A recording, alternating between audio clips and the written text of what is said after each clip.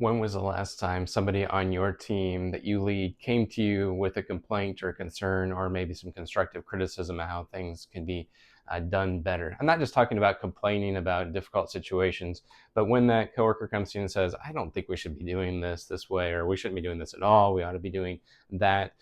If you can't remember the last time you had a conversation like that, that's actually not a good sign at all. Because one of the keys to avoiding burnout is to have psychological safety. My friend and co-author, Dr. Aaron Alexander, talks about this in our book entitled Let's Talk About Healthcare Burnout. And she talks about that psychological safety of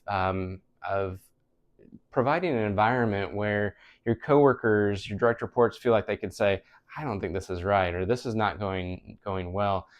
Departments and units, we know this about healthcare, units that have more error reporting actually have safer units because people feel safe to speak up. So as a leader, as an organization, you have a non-punitive method that people can speak up. And do people really believe, A, that they're not going to get in trouble for saying, I think this is not going well, or this should be going differently?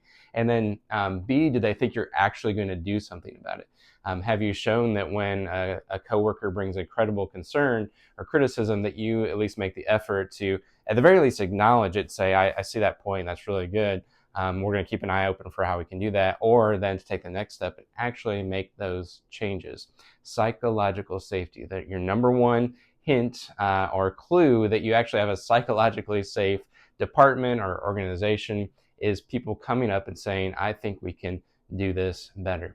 Think about this today, and if I can be a dialogue partner for you, DM me. But how can you make your work environment more psychologically safe so that people feel more comfortable raising their hand about concerns to make not only your care better, but your environment for your coworkers so that they don't burn out and they continue doing the high level of work that you need them to do?